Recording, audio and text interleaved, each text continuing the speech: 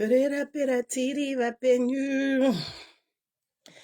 Kurera pera tiri vatano.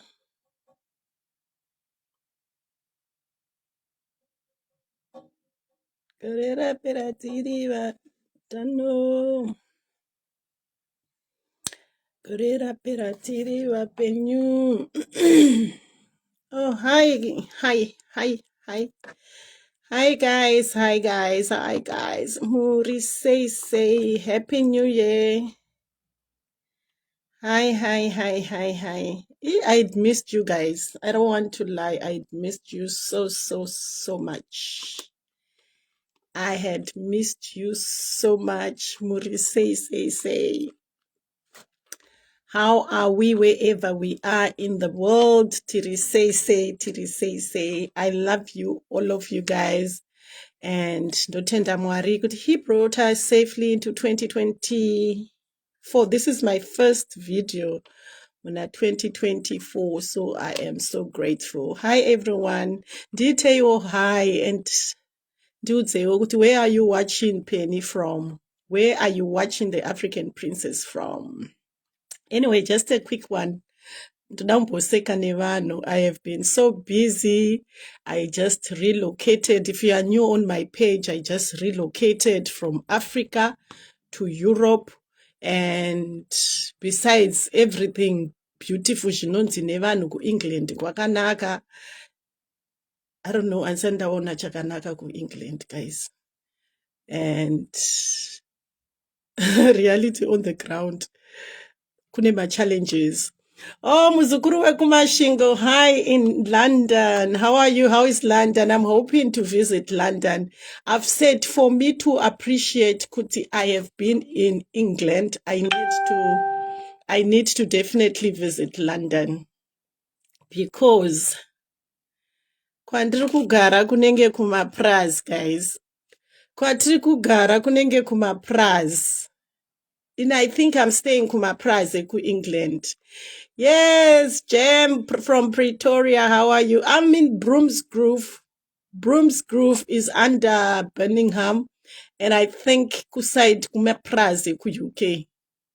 Baba Vaskana, where are you watching from? Indiri kumaprazi ku UK, guys. It's only kuti ku UK kumaprazi koko. I do not stress, guys. Okay, let me introduce myself. For those that are coming and it's your first time on my page, my name is Penelope, the African Princess. I'm an advocate for the girl child. Happy New Year, Baba Vaskana. Happy New Year, guys.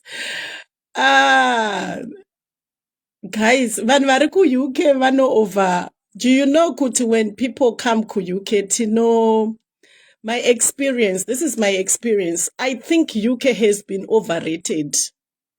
And it's high time as human beings we started realizing kuti where we are coming from. Agatha from Botswana, how are you? It's high time we started appreciating where we're coming from because pafeya guys ka ukauya ku UK uchiva kuma countries are developed, especially if you have stayed in South Africa, you realize kuti ku UK hakuna diri. I think even if you are coming from Kenya, those that have been to Kenya will agree with me ku Nairobi. If you stayed in Nairobi, you've stayed in Botswana, you really understand and appreciate kuti tino overrated, guys. Tino overrated. Zvakafanana nekuti kana tikaona vasikana vakapfeka mawig, vakapfeka malipstick, vakapfeka nails, tobva tafunga kuti they are the real deal. Wait until they remove ozonyasoona ma true characters. Inini hangu England. Asina baba vasikana, I told you from day one. Good thing wakuzvionera, ndakuzvionera guys. Ndakuzvionera. And this is what people need to understand. When people say kuti England kunoshandwa, atizi kuti vanotinyepera kuti England kunoshandwa. My observation was, I am ku Africa I can make my deals zangu. I can even, the fact here, Kuti, in Africa, we are allowed to be who we want to be. You can become an entrepreneur at any given time. There's no logistics about registering. Hey, you need to register. You need to go by the book. You need to do cancel tax. You need to do tax. There's so many you need to do in Europe. Ku Africa, me selling my vegetables angu pa roadside, I can make money. Zvisina musindo. Pa 1 hour yaunoshanda ku Africa, uchikwanisa kuwana $100. Ne $100 yaunoshanda uri ku UK. Ku UK unokwanisa kuita 10 hours uchishandira $100. That's how painful it is. Anti muri kuzvinzwisisa. That's how painful it is. It's mari yeku UK inotenga kana waenda ku Africa. I'll tell you the truth. Today, yesterday, Papa, I said, okay, if I'm sending my money, let me send mari ku Zambia.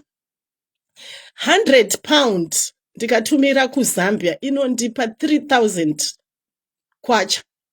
So if I send my mom £200, vanenge vane 6,000.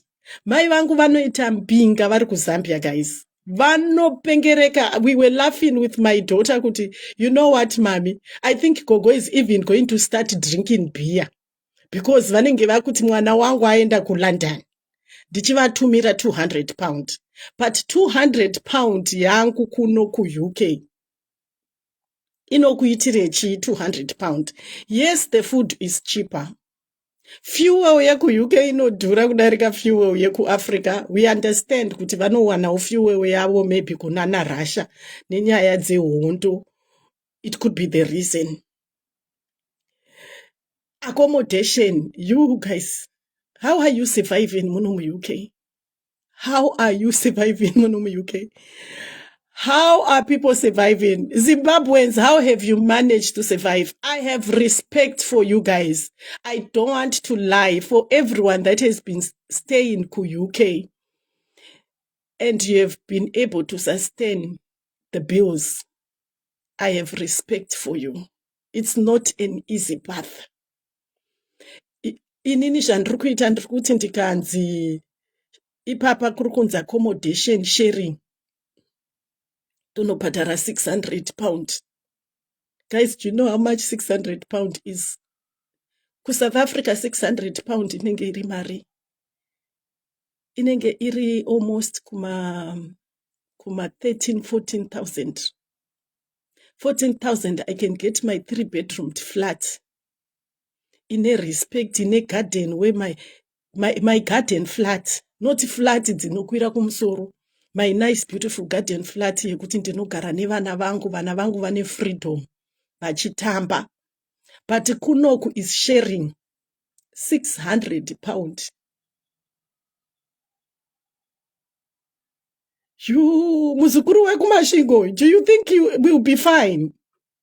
And then I was thinking, ama inini too with my partner. We don't have children. Isusu hatina vana vatakauya navo. We don't have small kids.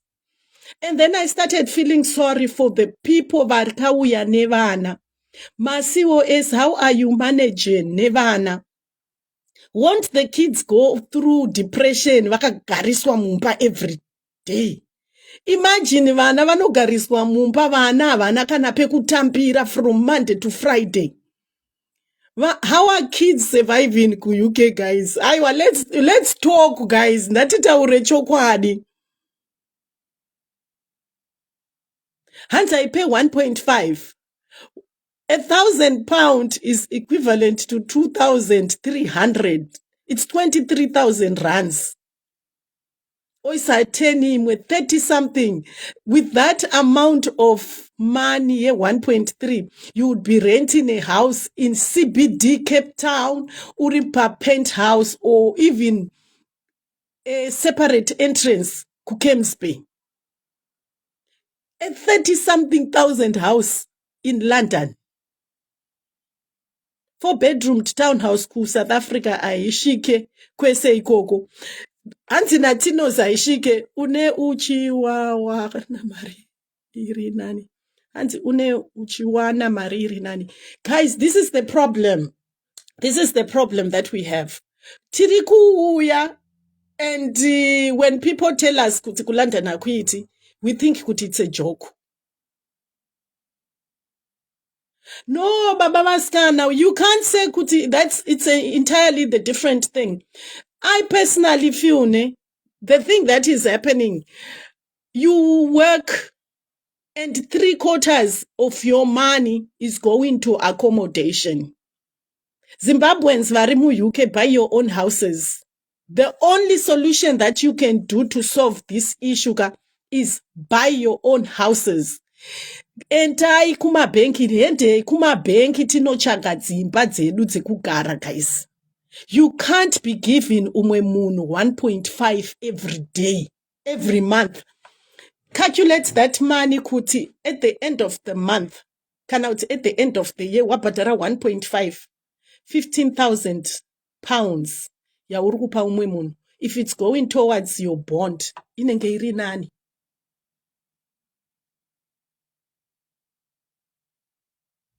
Hanzi nemzukuru wekumashingo kuZimbabwe handichagoni. Muzukuru wekumashingo, I totally agree.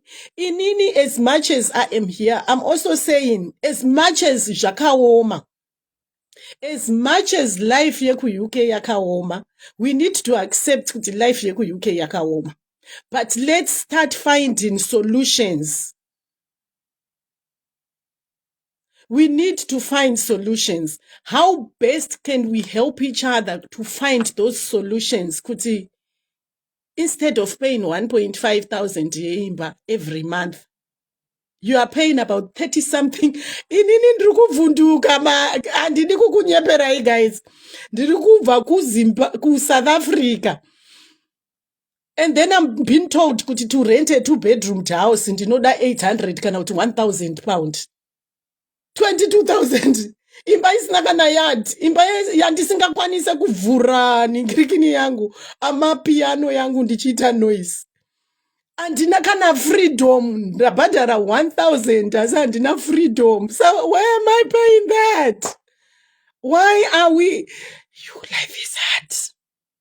Life is so hard. Everything. I mean, maybe it's the English way of living. I don't know. I'll never get to understand it, guys.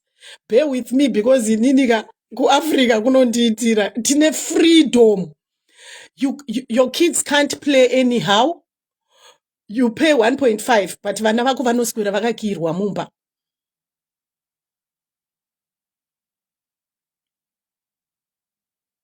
No, but Baba Vaskana, what we want now to do is, let's get used to the situation. We're not giving up. We are not going to give up. The truth is, we will not give up what is happening on the ground. But Isusu as a community, Yema Zimbabweans, how best can we help each other to come out of that ditch, Yema expenses? I'm actually thinking, I was thinking about this accommodation thing. Kuti, if people can do a company, mozhiti tiri 3, inini ndinoita ndinohura mari yangu and then you buy houses muchibetserana kutenga dzimba, because the more yamunenge muri, the more mari yenyu inoita yekubhadhara manhingirikini. Even partners, vanhu vari married, come together, put your salaries together. Moenda kubank after a year. Oenda kubank monoti, this is our income yatinoita. Can we please buy a house? Let's buy houses, Mazimbabwe. In any, ameno kuti zvingaitwa sei, but let's buy houses. Let's save mari. Ndatiite mikando yekuti, this is me crying out for the pain. Yekuti, won't it be better kuti moitirana maround ekuseva mari yedeposit iyoyo? Anti muri kuzvinzwisisa, mukakandirana mari even muma families. I know a lot of people vari muma families, a lot of people came vane like families, even workmates, even your friends that you've met. And all you need is 5% deposit to buy a house. Just do your research and save like what some of us are currently doing. Anna, thank you so much. We need more than a year to build good credit to buy a good house. Sibongile, just check with the banks. Just check with the banks. I heard kuti Lloyd's Bank is one of the good banks yamunokwanisa kuita nayo. I heard kuti ukatanga kubanka ne-Lloyd's, it's the best bank that you can do. And guys, I always insist kuti let's not listen kunana kwai. Walk into the bank. Save even 10% ye 100,000, maybe it's 10,000. This is what we're saying kuti guys, tiri kuita maround tichitumira mari kuZimbabwe, tichiita maround tichibirwa mari. Itai maround muri muno muUK, 10% or 5% of a house iri kuita 100,000 pound. Moikandrana mari moisa muaccount yemunhu 1 oenda ono collecta imba yake kubank akwanisa kutenga. The next futi moita round yeumwe munhu oita 10% yake motengerana imba. Another again, moita 10%, we will go a long way than kubhadhara mari dzati kubhadhara marenti muno muUK. Let's come together as a Zimbabwean community to say how best can we empower ourselves. Because tikaramba tichivhairirana kuti hey ini ndine mari yangu, hey iwe une mari yako, iwe une, hakuna zvichatiomera. The best way we can beat the system yema-rentals, ndatiite maround. Mukaita muri 10, moti ndatipanane the whole year tichiita 1,000. The first 10,000 umono tenga imba yake. The next futi month tounganidza imwe ma 1,000 umono tenga imba. And getting a mortgage in UK is not an issue. Issue is making sure you have the requirements to get the loan. The requirements are strict. You cannot. Baba Baskana, Sharon. What we are saying is, as much as it's hard, let's put what is required. How best can we help each other? The problem with Zimbabweans, tinongo highlighter don't. But kana tika follow the procedures, as much as it's strict, but mamwe maZimbabweans ari kutenga dzimba. There are so many Zimbabweans vari kutenga dzimba. Vanhu vari pama-COS musanyeperwe kuti hamukwanisi kutenga dzimba. Pane vanhu vatori pama-COS vakatenga dzimba muno muUK. Bhengi rinongodayo percentage 10%, 5%. Pane munhu atonyora kuti 5%. You must have a good credit score to be given money in a bank. Even me, 2002, even me, pane munhu anyora, even me, 20,000 my account, Marco, Ajite. So first build a strong credit score. Elvis, thank you so much for that. How do people build a good credit score? Let's educate each other. Guys, how do you build a good credit score? For example, inini ndakauya and ndakaudzwa kuti you need to build a good credit score. Ndakatanga nekutora contract.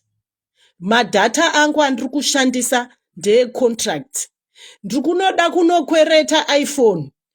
Ndobhadhara 50 pound. Necontract yangu yefone. Zvombotanga kundiita.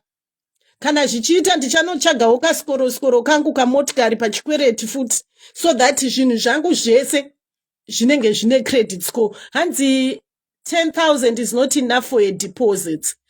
Shanda, how much is enough?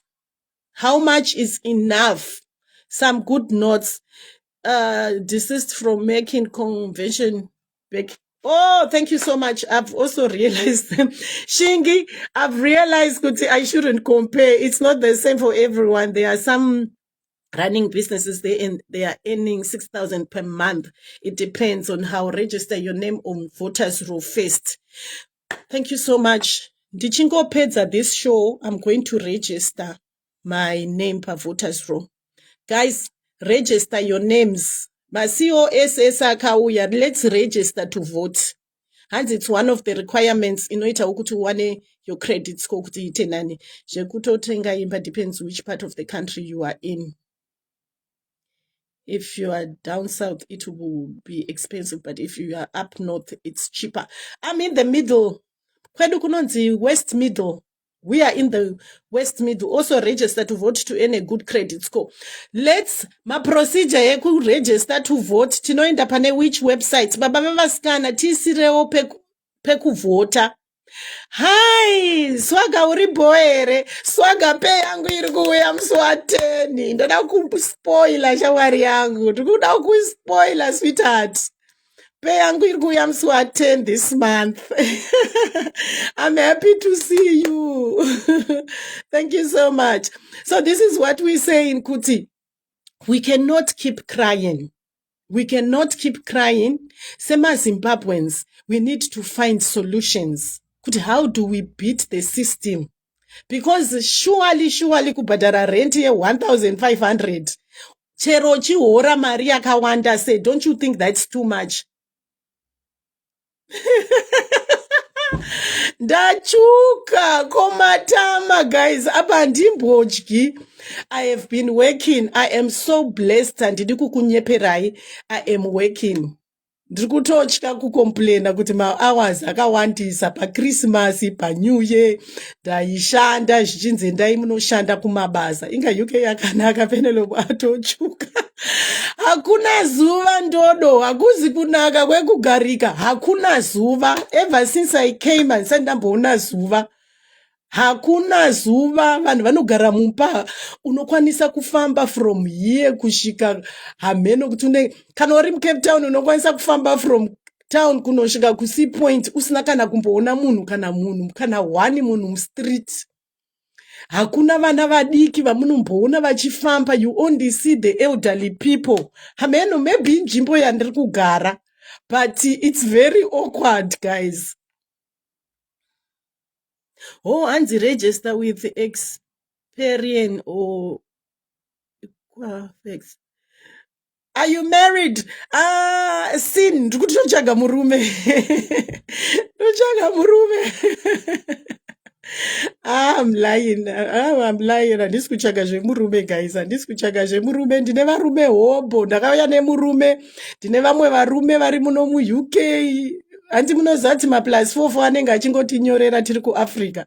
Saka pandakauya ma+44 akawanda ari kubheja mumafoni imomo. Ndanzwa nekuspoiliwa nema+44.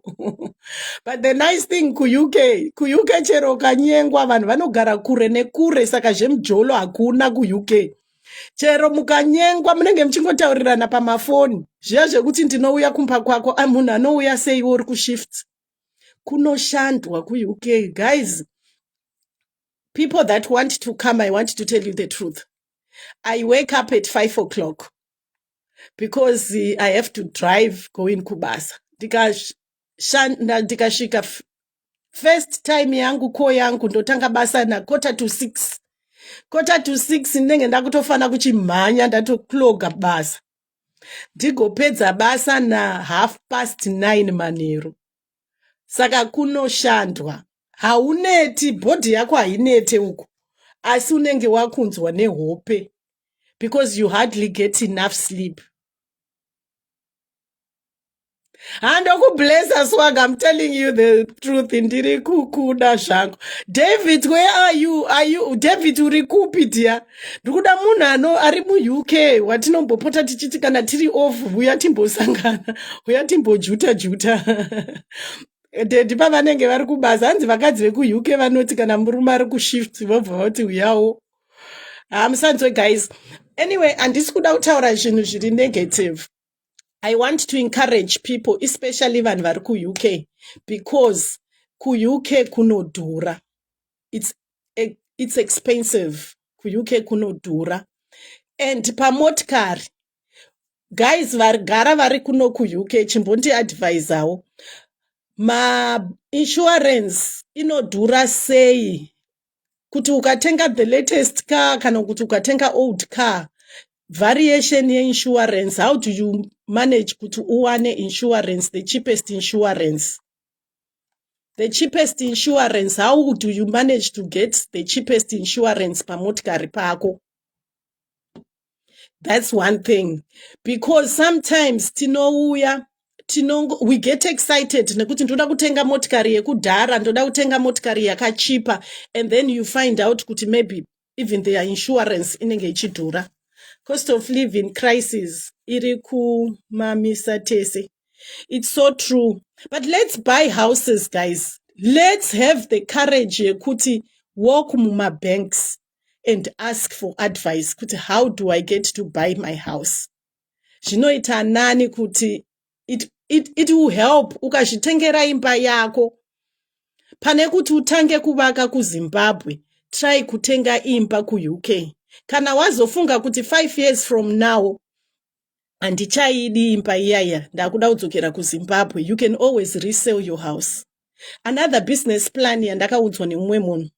Kune vanhu vagara vari muno muUK. Tinenge tichitsvaga kuti how best can we make money kana tasvika muno muUK, because tese takauya kuzotsvaka mari. So someone said, kana uchikwanisa kuti wakatombo qualify kutenga bond, kutenga imba. This is the idea that they said. Ukatenga imba yako 2024, imba ichiita 150,000 pound. After 2 years, imba iyoyo pamwe inenge yakutoita 200,000. Unokwanisa kuita sell your house. And you can buy and then resell your house and buy again.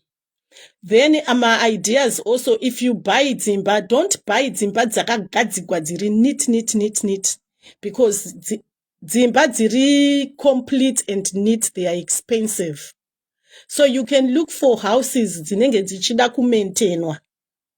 Isusu semaZimbabweans tinogona kumaintaina zvinhu. Inini personally ndikaona imba chero isina matiles, ndinokwanisa kuzvigadzirira, macupboards ndinokwanisa kuzvigadzirira. So get a house iri slightly inoda maintenance, dzinenge dzakachipa on the market. Musaende mobva mashora kuti imba yacho haina kunaka. You iwewe make it nice. Buy a house that is cheaper, you fix it, then oita resell. Unowana profit. Land yakanakira kuti if I buy my house today, ichita 100,000. After 2 months, ndikakwanisa kudzorera pa market, the same house after 2 months, unokwanisa kutotengesera munhu yakuita 120. Watowana 20,000 yako ipapo. Saka pane vanhu vaya vakaita seni vari risk takers, vanhu vanoda kuita business. You can also, kana une opportunity yekuti wakatombo qualify kutenga imba, you can start buying and selling. You buy a property ombogaragara osela, kana ikakupawo 10,000 profit kana 20,000 profit, watowana mari. What we want is after 10 years, Zimbabweans, let's settle and not cry all the time kuti zvinhu zvakaoma kuUK. Let's give each other my ideas ekuti tirimo zvakaoma, how best do we get zvinhu legally on the ground. Paperwork iyoyo iri kunzi paperwork yakaoma, how best do we deal nepaperwork kuti zvinhu zvisatiomere. Guys, konyaya yakuvunzwa kuti how many are you staying in the house? Vanozviwanepi varungu izvozvo? Munhu anokubhadharisa imba ye1,500 pamwedzi, but anoda kukulimita, anoda kuziva kuti makagara muri vangani. How does it work muno muEngland? England yakaoma England. Unovunzwa 20 minutes vanenge vachivhunza kuti how many are you going to be staying? How many children do you have? Are you married or not? How many occupants are going to be staying in that house? Zvine basa rei izvozvo ini ndabhadhara 1,500. Why? Sei vachitidaro? Haizi abuse here guys iyoyo. Unonyepa. Muzukuru wakumashingo. Anzi unonyepa zvimwe. Muzukuru wakumashingo chimbondiudzaiwo. Sei maagents achibvunzurutsa kuti makagara muri vangani pamba? Kana ndabhadhara rent, kana ndichida kugara nevanhu 20 mumba mangu, zvine basa navo rei? Sei vachida kuziva private life dzedu? Zviri pamutemo here kuti ivo vanhu vanokurentesai dzimba vazive kuti munogara vanhu vangani mumba? Council tax yacho inofamba sei guys? Inini zviri kundiconfusa. Unofanira kunyepa. Oh, hanzi naJoy unofanira kunyepa. Thank you so much. Kana ukanyepa havauyi vachicheka here? Are they not going to come and check and verify?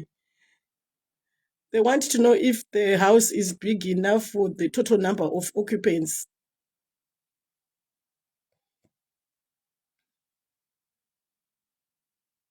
Guys, because chokwadi hatidi kumbonyeperana. I was thinking kuti I have seen my India anogara ari 20, India anogara ari 30 mudzimba 1. Hati muri kuzvinzwisisa? Vanogara vari 20, 30. And I have seen them here. Ndiri kuona maPakistan, ndiri kuona maIndia. Do you think those people vanogara vanonyasogara vari 5? Edera. Yes, how are you? Yes, horrible. Terrible. Kurisei. I didn't boil. This must be a shati of Israel. I just leave this. I feel this. Hi. How are you? Joy kurise kulanda shawari yako. I didn't boil. Ndikuenda mbasara mangwana. Urikuenda handisati ndakwanisa kuita license yangu haisati yadzoka. Saka ndakanzi ndiuye nelicense. Ndakatumira license neBRP zvese kulicense. But anyways, what I did, it's fine. Ndikuenda mbasara mangwana. If you need to send anything or if you need anything from home, because I will be home for the next 2 months. Urikuuya nezvekutengesa kuno here Joy? Ndikutobva nezvinhu kuno zvekuenda nazvo kuZimbabwe zvekutengesa zvekuisa kushop. Hanzi uya mabreads, shamwari mabreads ako. Ameno anotengeswa kupiko kuno muLondon? Ndichakupa ndichaziva kuinbox kwako ndokupa vanotengesa. All right, because ndikuto my head guys. Handina kana come.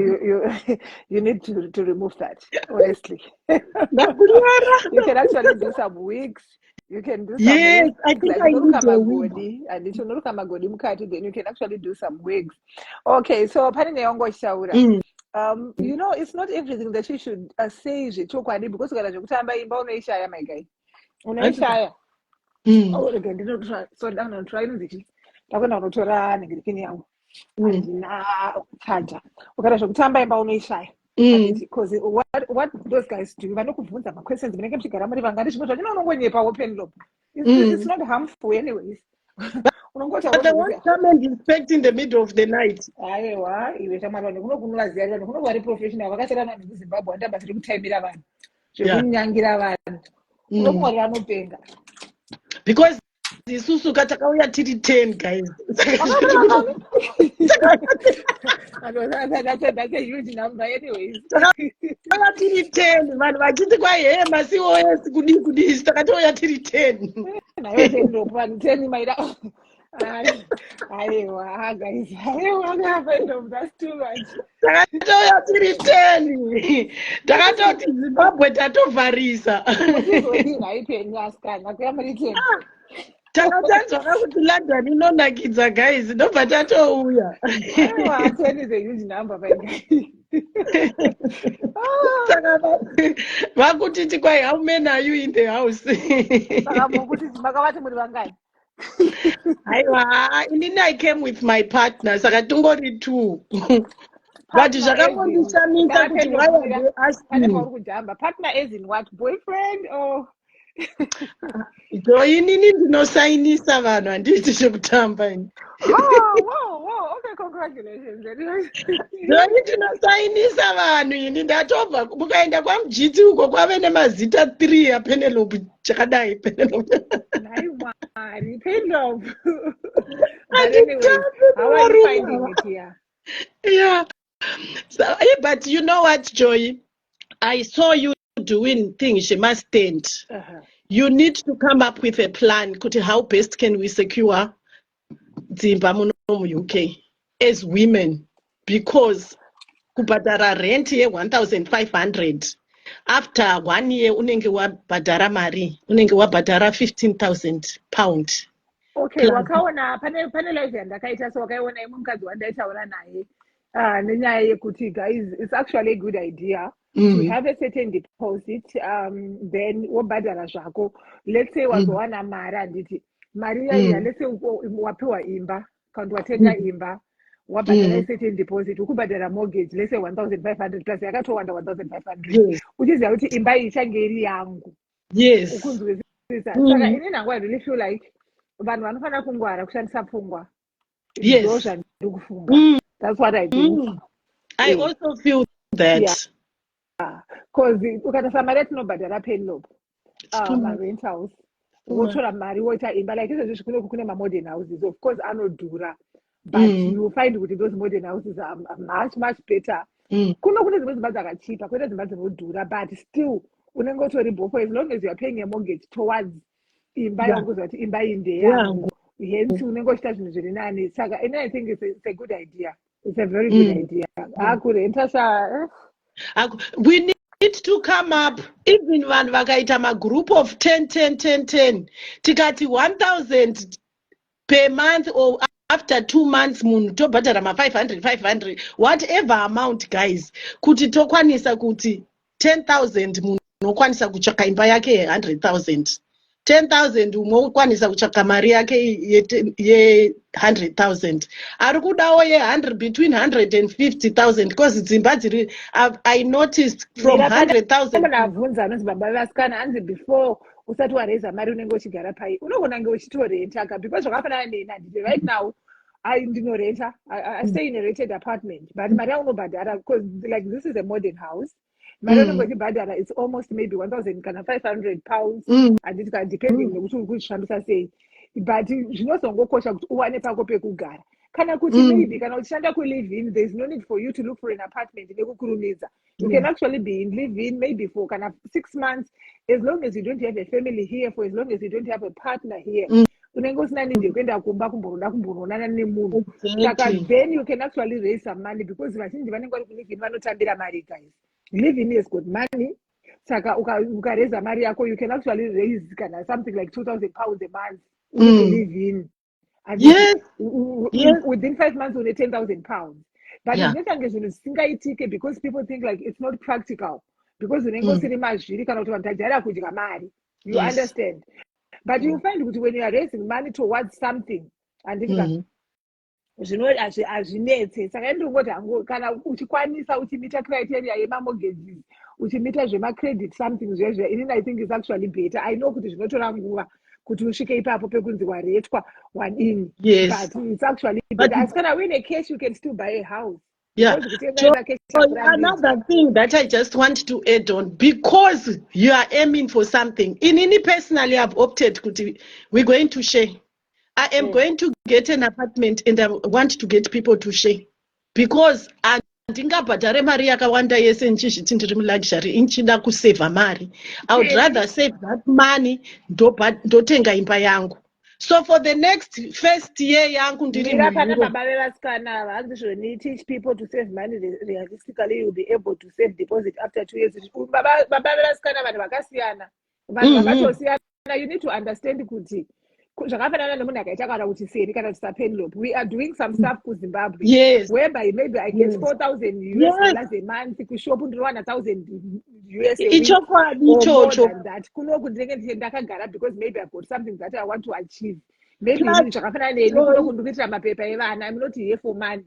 Saka ndokwanisa kureza mari iyoyo within mandiri kutaura iwayo. Yeah. Another thing, this is what we saying, kuti if we encourage each other, pane vanhu vari kuita maround emastand kuZimbabwe. So instead of concentrating on maround ekuZimbabwe, ukaita round yekunoku yekuti muri kuziva kuti kunoku zvinhu zviri traceable. Munhu hamusi kubirana, hamusi kutumira mari neWestern Union, mari iri kuiswa maaccount, moziva kuti this 10,000 yatakontributa this month, let's follow up. Munhu awana imba, then you do imwe round. The purpose yema round is to lift up the burden yekuoma kuunganidza your own 10,000. But mukaona muchibetserana, I think this is where my round come in zviri so effectively. Because Natari Elkombe varegedzei vakadaro vane nharo vanofunga kuti mortgage inowanikwa munyika yaking isati namboti mortgage inowanika. We are just kungotaura kuti pane kuti unhu urambe uchirenta, you need to have your own place. And but mortgage inowanikwa mumba makini guys. Kuswera muchita osati problem iripo ndekuti kune vanhu vakatanga kuya kudhara. They think people cannot achieve because they were the first people to come here. Vanhu vakasiyana guys, we've been coming here. Inini sene I've been coming kuno United Kingdom. This is my 10th year coming here. Ndagara ndaiuya ndakansikagare kuno, yes. And also I've been coming here a business visa. Hence in pandauya ne business visa ndatoudzwa kunzi if you want to buy a house in a cash muno, you can actually buy a house azvirambidzwe. Zvakangofanana ne-investment, you can actually come here and do your investment. You can come and settle here with a business visa. Unokwanisa kuwana visa re5 years, unokwanisa kuwana visa re10 years uchiita business. But chandakaitira kuti ndizoita visa rekushanda, it's because my kids ndada kuti vana vangu vawane mapepa, because on a business visa it's only for you, the business person. Vana havakwanisi kuwana mapepa ne-business visa, you understand? Saka isusu Joy, hanzi ndiwo ma-negatives atisiri kuda. We have been in the UK longer doesn't mean we know everything. Thank you so much Anna Lewanika, because vamwe vanhu vanobva vatasi zvinonzi hameno ungati zveni hanzi Nigerians are buying homes within 2 years, why can't Zimbabweans do the same? Because Zimbabweans, we are so negative, we don't want people to progress. And thank you so much. Information. Thank you so much my sister. Kune vanhu vari so negative and vanhu wangu ka vanhu vasati sikuzokundikana zva. Yes, please, Joy, I want people to understand this. Kuti, we appreciate the people that came. But 20 years, 15 years, 10 years ago. But we need to understand kuti circumstances yevanhu vakatanga kuuya, 3/4 of people vaiuya vari ma-asylum seekers. 100% of everyone that is coming now are under the work permit.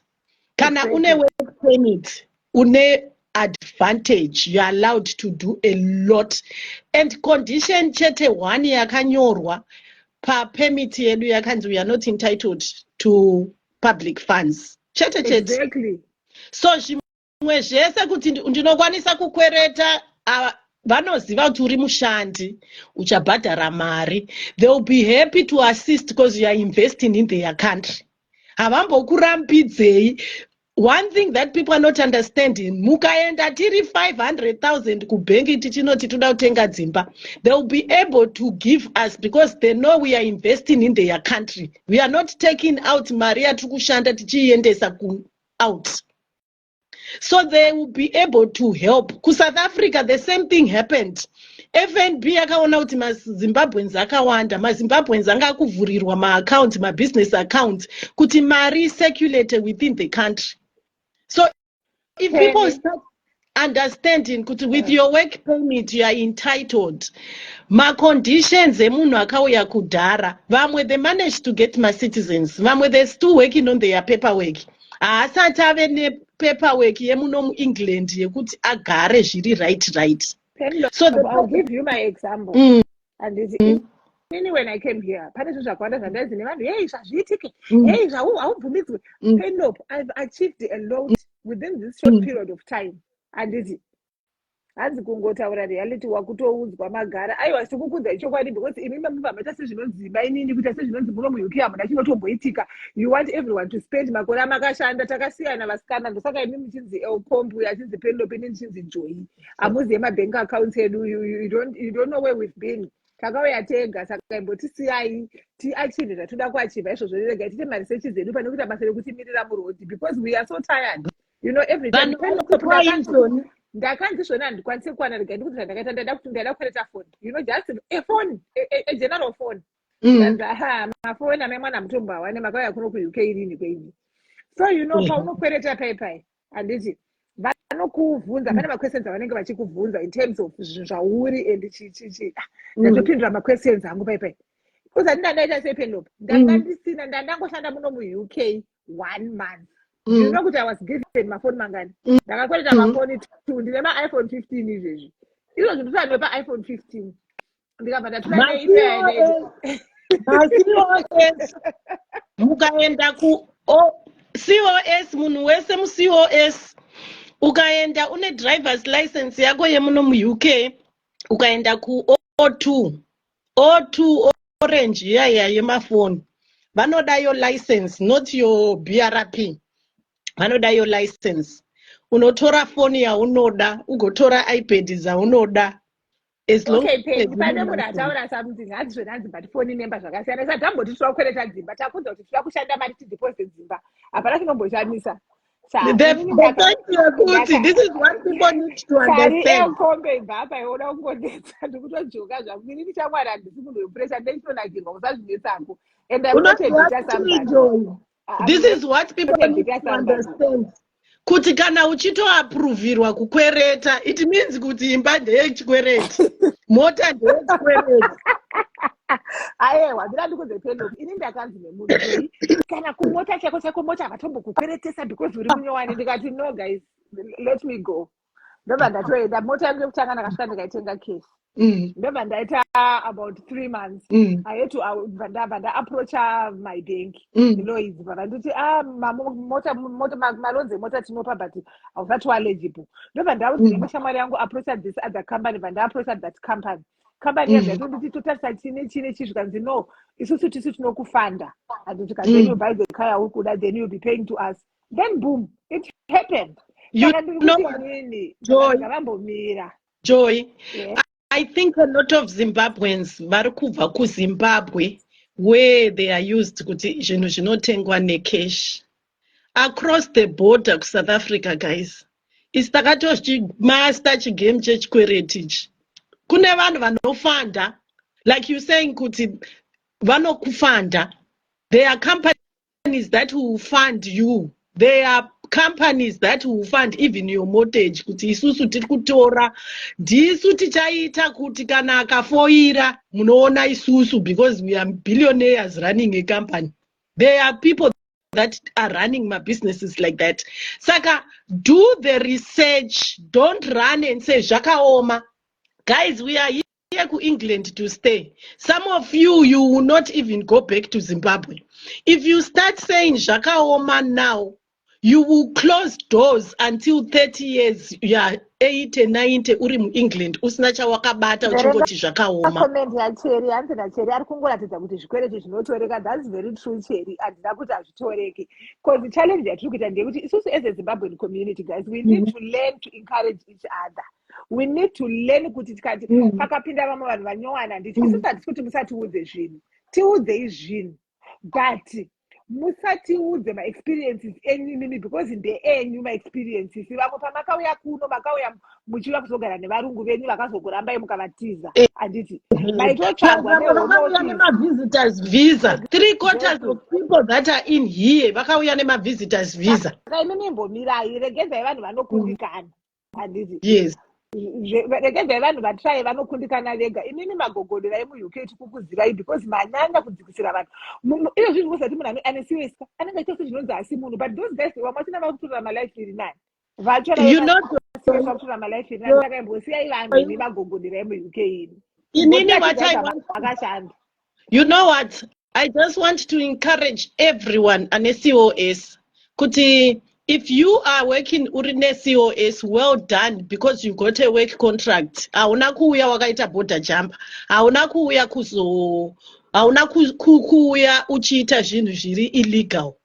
We are legal people. We are citizens. We are law-binding citizens. We are just coming in a community where we also, the government knows that we deserve the respect. And there's community nothing wrong by kuya neCOS. Tingangobatirwa hedu but tisabhenefita muno munyika yakwini. Okay, COS ndidzo. Mungatibatira henyu muchititeka kuti COS tiri kuhora 1.5 but zvichadaruka zve 1.5. Aiwa, hanzi vanoti kwai maCOS anohora ma1.5 here. maiguru maCOS ari kuma-living ahore ma1.5 musanyeperani. Vanhu Ndokuudza kuti vanofunga. Penlope meandikuudze uri kuona kuti muno muUK there is a lot of different vanhu. Departments that you can do. Yes. Munhu ari kugara ku-live-in Penlope atambire mari yavo kutaura kuti live-in they are doing good. Why? Because haana ma-expenses munhu yaabude kazhinji kacho. Anopiwa allowance like inini company yanoshandira Penlope. Vanopa allowance. Yes, but what we're saying is a lot of Zimbabweans came vachita domiciliary, and this is what I want to encourage everyone. Akauya ari COS and you are doing domiciliary. It's going to be painful, paunoshika, but don't give up. Gain the experience. Get my references.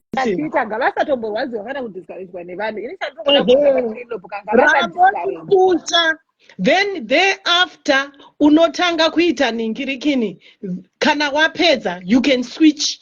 Musanyeperwe kuti maswitch ari kukosta mari. Hakuna switch iri kukosta mari. Unoswitcha off, unochaga mabasa kuvarungu, macompanies evarungu. Unochaga mahome, unochaga mastay in. Ohora mari yako, ma3,000. Pane munhu anyora izvo hanzi vanhu ava vari kurwadziwa vari havasi kuda. Saka you compare phone and house. Okay, mina ndinopindura baba vevasikana. It seems like baba vevasikana you are so bitter about me and about a lot of people. Baba vevasikana, inini I'm a business person kumba. Baba vevasikana, I'm doing great. Izvozvi zvinhu kuenda kumba. Ndinotravela every 2 months back home.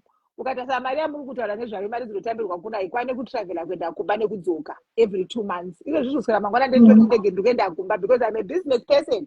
I told you I'm a visa. You know what, Joy? Joy. Yes. And the dependent edu, they can decide to live in Africa. Where any dependent wango hands because wakatora visa dependent, you should stay 24/7 in England. No, dependent anoita 1 week ombochi manya kuti mama tiri kuita se odzokera kuJoni kuti reka ndinorova rimwe basa kuJoni. Then it's about you don't need to be very negative about people. You know what? You need to be confident in yourself. Stop intimidating women. Chingoti siya ite zvatiri kuita. Anditi. Saka musaswere muchitedza vanhu vanenge vachitaura zvinhu zvavo. Pamwe tokuda tiri kutonyepa. It's okay. Imi kana mune chikwadi chamunoziva by life pattern. Anditi ka mwende kupeji kwenyuko munonyepa muri ikoko. It's allowed. Panapa joina Penlope. It's Penlope's page. We are also allowed to lie here. Let us fantasize. We are fantasizing in the right way. Fantasize in the right way. Could it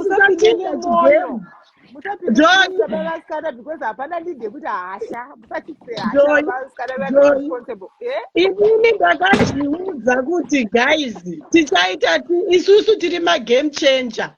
Zvinotendera kuEurope vachazvidziva kuti kwakauya maZimbabweans ari business minded. As my refugee. Unotedzera marefugee wakauya nework permit. Atade kuwanzira vanhu pane munhu anyora comment ndachiverenga but angoti you know what okay Penlope okay on a serious note ndada kuenda. All I'm trying to put across is and we are all Zimbabweans and we are all Zimbabweans and kuita zvatiri kuita munhu wese ari kuita yari kuita Penlope I don't know why you are here. Exactly. Baba vevasikana vandakambobvunza kune platform handiti vachitaura zvavaitaura I don't even know why he is here. Munhu wese akauya kuno kuUK we don't know why they are here. Akapinda ane maplans ake. Saka let's embrace each other. Tiri mumaplans edu iwayo. Let's say Penlope nezvauda kuita. Let me embrace you. Ndichikubatsira kana ndichikwanisa. Manje zvokubva ndaita sezvinonzi it's impossible. Muno munoziva tichika ukada kutaura chako unobva nyarara. wakambona Joy, vakatanga kuyanobva kuti ndareva zvakutaura zvibvumidzwe Joy, unoratidza Joy, kufema chaiko kuno kuuk Joy, nevakatanga Joy. Ndativhure kambani yedu titange kutenga dzimba idzodzo nechikwereti tichivarentesera mazimba, ndizvo zvavanoda tivaite malandlord avo muLondon. Guys, I'm not stopping at anything. I'm not stopping. I am not stopping. Unobuda uiona ana ati chiwanzwanzi naana but serious isima 17 years and counting tavhurika maziso nemasiwezi. We were so comfortable. We barely researched until team iri rauya. Thank you so much darling. Ndozviri kudaiso kuti relax. Ndosaka vazhinji venyu vari kurwadziwa my guy because isusu guys ndati kana zvanetsa ini ndira kutotsvaga kampani yandovhura ndikakwanisa imba one chete, the rest will be history. Ndida kupindura baba vevasikana. Okay, naturally I'm a very noisy person. That's very natural with me. And I don't have any beef with you because I don't know you. I respect you as a person and I wish and I so wish that you do the same. I'm not there to do that because I'm not going to be polite. I have to tell and it's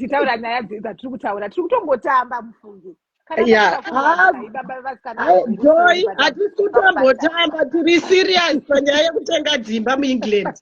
#no to marentals anodhura. You can't be paying 1,500 and you think uri kushaina chibalance ichocho. Kana uri kurenta imba ye 1,500, you've been in UK more than 5 years and you don't own your own house. Uri kuita chibalance muUK. Wake up. Varodzitariye ukombe ava vari kushungurudza vanetsa vasi kutomboda kuti vanhu vataure ngazvekuuk vanoda kuda UK yekuva kwavo. Manje kana vasina bhenki munomu vachakaura because isi tichaenda kumabhenki. Handizvoni baba vasikana mutori nemuono wai because baba vasikana vati zvoni vanhu havatenge dzimba muno muUK asingatenge imba ndivo sina mari eukombe vanorega vatenge vanhu vakawanda. Inini ndakato-Joy, honest to tell you the truth, ndinotori nemuCOS izvezvi akauya 2022 atove neimba yake muCOS iye akatouya ari kushanda akasevha mari yake akaenda kubhenki akanotenga imba. Saka bhenki rinokuita kuti credit score yako, bhenki inoda kuona mari yako iri kupinda kuti wasevha mari deposit yako, ndizvo zvimwe zvakakosha. Work permit yako uri murungu kudarika munhu akauya muUK akagara 10 years kana 20 years kana une work permit. And maconditions ework permit akasiyana nevanhu vema 20 years vakauya vari maaslam. That people should understand kuti we are completely different.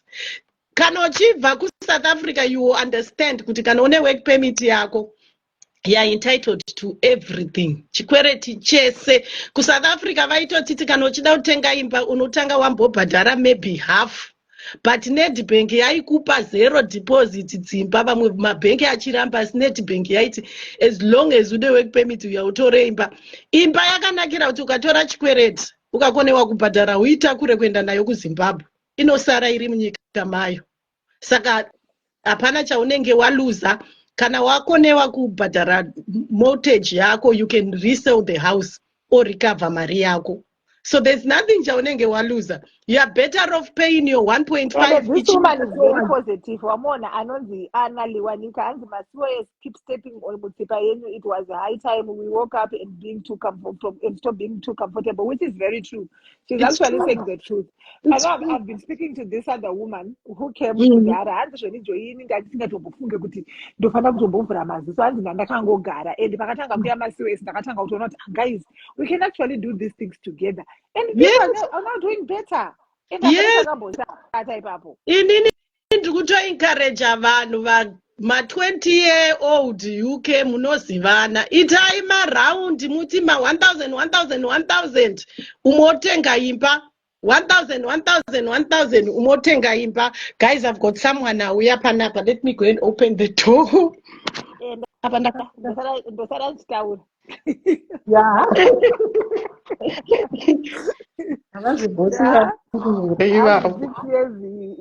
Now to Pascal, yes, I know. Pendo enda maina ndipa. All right, mina ndiri kuchimhanya kunze ukomasisa ari kuchimhanya mukati got a lot of money. We're going now. Vanhu havadi kuti vanhu vanzwe vauzane information yechokwadi chete, vanhu havadi information. Okay, 12 o'clock. Okay, let me dress up. Saka that's the thing, guys. Vanhu vema-COS, they don't understand the importance yavanayo muno muEngland.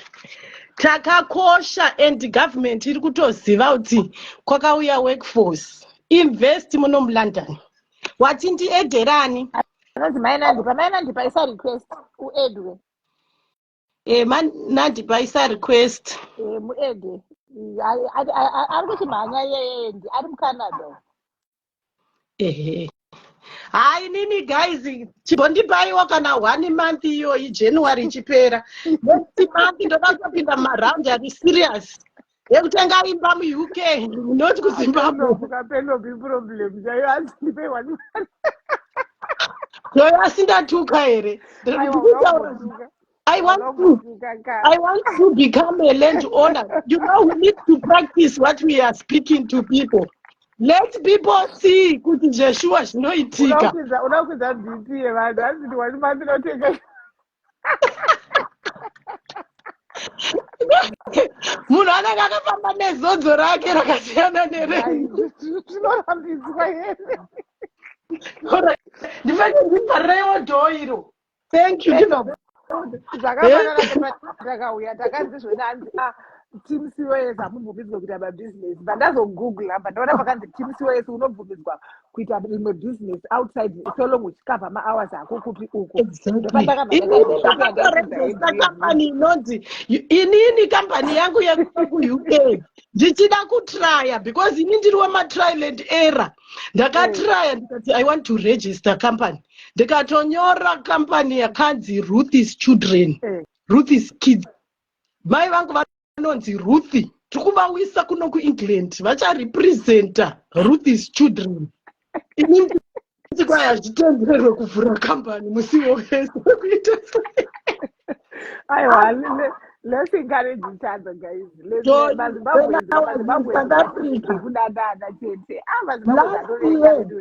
You know what? Last year, I remember when I was in South Africa. Ndakachitaura ndikati vanhu vekuEngland problem yavaita vainvita vanhu vari kubva kuSouth Africa, vanhu vakambotravela. Joy, you've traveled the world. You know what's happening. Saka when you have traveled the world, wasiyana nemunhu ari kubviswa kuZimbabwe asina idea. Wasiyana nemunhu akabva kuZimbabwe 20 years ago akauya kuEngland asina mboona kumwe kwese uko. People don't understand. They don't have the exposure. That's why they come. We are not allowed. We cannot do this. It's fear. People don't have information. People don't know what they are entitled to. Guys, zvikwereti zvinotorwa. Nyika yese inoranwa nezvikwereti. Muchashamisika kuti ndavhura kacompany 2 months ndakutonotora loan muno muEngland. Because inoranwa nezvikwereti. Hashtag ngatifarire kukwereta. But ndanzwa guys, last one yandakaichida kuseka nevanhu. Ndakandiri kuinda kubasa uku. Chirungu chiri kutivhara vanhu vaMwari. Kuvarwa bado kupendo. Kuvarwa kuwa. Hameno kuti chinengana. Hello. You know what you can do. Unogona kuuza. Inongoudza munhu, can you please slow down? I did not understand what you said. I'm telling you because unotazingiri wrong, especially kumabasa ikoko, you can actually end up doing something wrong. Muti munyoro moro. Itaura zvako. Because chirungu chacho napinda mukana wekutaura moro muti munyoro. Hallo, makadii zvenyasikana? Tiri kwedu makadiwo. Kukutisekesirei kumakuseni anaya. Mandire kudenda vanhu vagara zvavo munyika yavo yakwini. Kujoka zvako. Kaitotamba izvi. Muri kutotokonya mabhatani kaipa papa. Hanzi ungaudza advice nemuasayina musika. Muti munyoro, you know what? Isusu sema COS, we need them vanhu vagara 20 years munomu. because munhu agara 20 years ane credit score yakanaka but achitya kunokwereta. Saka tikashanda navo tichiita maraundi ka ndo vatinoisa kufranti. We need them. We want to work together, ladies. We need you.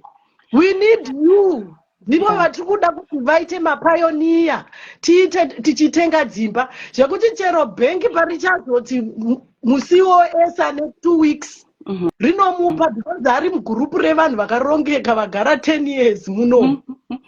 Aiwa, but saka muri kuti vanhu ava vema-20 years havana kurongeka here? Hapana daro. Kune vanhu vane mari zvokuti vagara. Unonzi kuti muti munyoro kune vanhu vane mari zvokuti vagara muno muEngland hatimbodi kunyeperana, and we all know. And vanhu ivava vatombona kana noise, most of them they are not even on social media. But pane zvino zvekuti muti munyoro unonzi kana kufema chako usafeme. Inini muti munyoro handikunyepera. When I first came here ndauya kuno kuedza visit, I think unozi andasetla kuno.